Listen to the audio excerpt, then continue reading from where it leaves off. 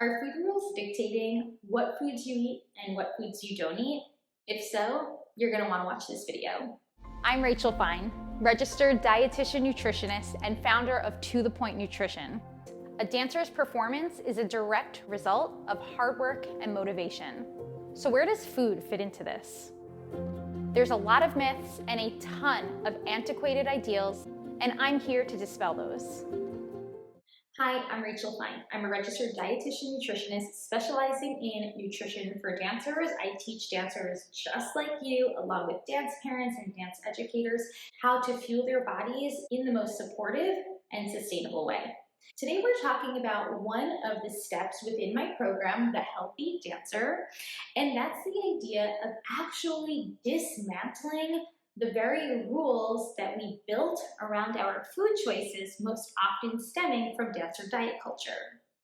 So for those unfamiliar, the reason why we are wanting to dismantle food rules is because in order to feel more supported with our food choices, we need to learn how to fuel our bodies without feeling restricted or even fearful about certain foods and food groups. And the problem is that dancer diet culture and arguably wellness culture have really handed us years and years and years of information that have made it super difficult for us to truly understand what it means to eat, quote unquote, healthfully. And what we often see is something that I've previously spoken about. And one of the most common things that I see amongst dancers, it's something I've spoken about many times before, is this idea of quote unquote clean eating, or even just wanting to stick to a quote unquote healthier diet. And what this often entails are a lot of rules around foods that we should and shouldn't be eating, whether it's for the purpose of our health or performance. Now, I've previously spoken about the concept of nutrient density and how nutrient density can be a helpful tool in our decision making around food. But here's the problem. If that information is provided to you without much context, it's very common for dancers, especially those with perfectionist and type A tendencies, to take that information to the 200th degree. Spoiler, this is what I struggled with prior to becoming a dietitian for dancers. I felt that in order to best support my performance as a dancer, I had to stick to the healthiest and most nutrient-dense foods possible.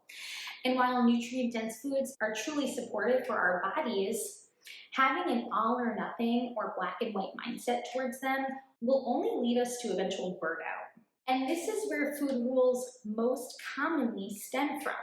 In other words, they're definitive amounts, or maybe it's even times in which you are allowing yourself to eat these foods. And the really confusing thing about this is that food rules can come up at any time for a dancer. This is why we really have to learn how to dismantle them. Food rules are most common to come up, believe it or not, from a practitioner, like a health professional. So whether you are working with a coach or a doctor, just know that information about food and nutrition, if it sounds super definitive and limiting, it's likely to actually be a food rule. And as mentioned, these food rules tend to feel very rigid and ultimately lead us to very inflexible eating patterns. And while for some, food rules can feel like a comforting sense of control over how you're fueling your body, I want to assure you that that sense of control is actually quite fleeting. And we can learn how to more proactively fuel our bodies without needing to rely on limiting and rigid food rules. And this is because a common cycle often results when we are experiencing food rules. Essentially, a resulting factor of that desire to micromanage our food choices is often this eventual desire to want to revolt from those very same rules. And the more we are relying on those external food rules to dictate what we should eat, when we should eat, and how we should eat, the more disconnected we eventually feel from being able to actually fuel our bodies in a supportive way. Let's talk about some examples of food rules. So I'm going to say a few and just start to reflect and think about if any of these might sound relatable for you. Here goes. cannot eat white bread. Processed foods are so bad for me, I try to avoid them. Dark chocolate is the only type of chocolate I'll let myself eat because it's healthier. I can't eat past 8 p.m. I just can't. No way will I keep peanut butter in the house. It's way too high in calories. Do any of them sound relatable? The most common food rules that I see amongst dancers usually have to do with processed foods. And a lot of this is because of the fear mongering that happens from dancer diet culture around these options. So to build that supportive fueling plan, we need to learn how to dismantle these rules. And granting ourselves with unconditional permission, we're going to talk about what that means in just a bit, is one of the first steps. Unconditional permission essentially means that you are allowing yourself to experience a variety of different foods, so whether those are foods that you or dancer diet culture has deemed to be quote unquote less healthy, bad, or whatever it might be, you're allowing yourself to experience or eat those foods without any strings attached. For example, needing to restrict future food intake in order to make up for the calories experienced from that more indulgent meal or snack. Or needing to go to the gym or take an extra dance class in order to burn off those calories. Those are all conditions that we're placing upon food. We need to first start by removing those conditions, allowing for the actual experience to eat those foods. Now, within this experience, that's what we're going to talk about with some techniques that I utilize with the dancers in the Healthy Dancer. So first things first is I want you to sit down and just start to identify any food rules that you might have. This is essentially what I was doing earlier when I was probing you to explore to see if any of these more common food rules sound relatable. Once you've identified a handful of food rules, now comes the challenge points. One thing that separates my program from most others is that we work slowly, one at a time. I never expect a dancer to dismantle all of their food rules in the first week of us working together. No, we do it one step at a time and as a dancer feels comfortable. I've been working with dancers for a really long time, and some of them will actually take years to dismantle even just a couple food rules. And that's okay, that's all part of the journey. So now what do we actually do when we're challenging ourselves with our food rules? First things first, we want to ensure that we can focus on mindful eating techniques. Now, I'm not going to spend too much time actually breaking down what mindful eating techniques are because I do that in a previous video. What I really want you to focus on here is setting yourself up to actually do this. I've also previously spoken about how to both listen to and honor hunger cues. The best way to expose yourself to fear foods or trigger foods is to do so when you are currently experiencing appetite regulation, not appetite dysregulation.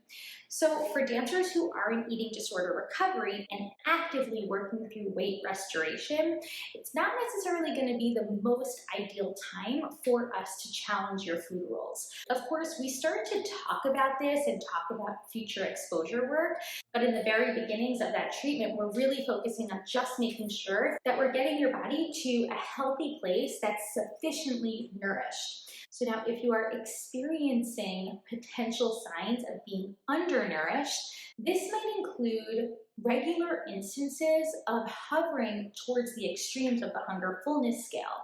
So for example, you find that you are either feeling extremely hungry throughout your day or you are feeling extremely full throughout your day and truly having a hard time acknowledging any middle ground along the hunger fullness scale. This might be a sign that you are actually undernourished and we need to first work on proactive fueling.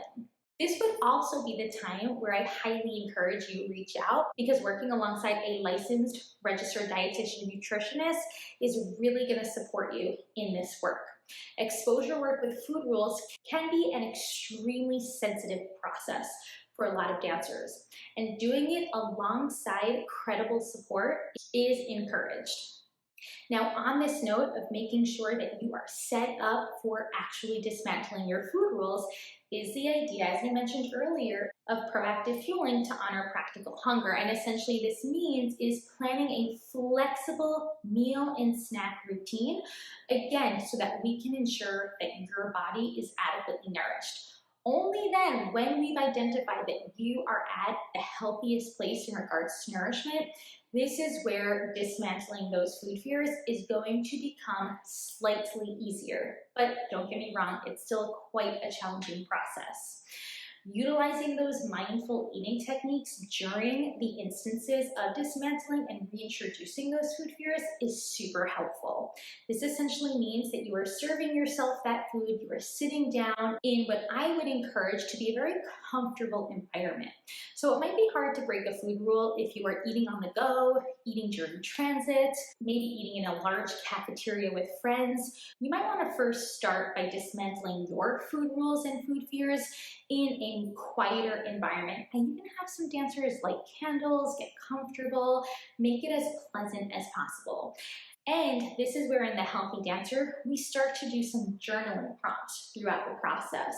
Really taking the time to notice how you're feeling from a mindset perspective, but also from a physical perspective.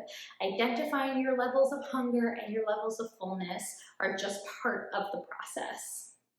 So now that you've started to work on dismantling these rules and challenging these fears, I want you to realize that food rules don't go anywhere too far, especially if you've only challenged them once. This work is consistent.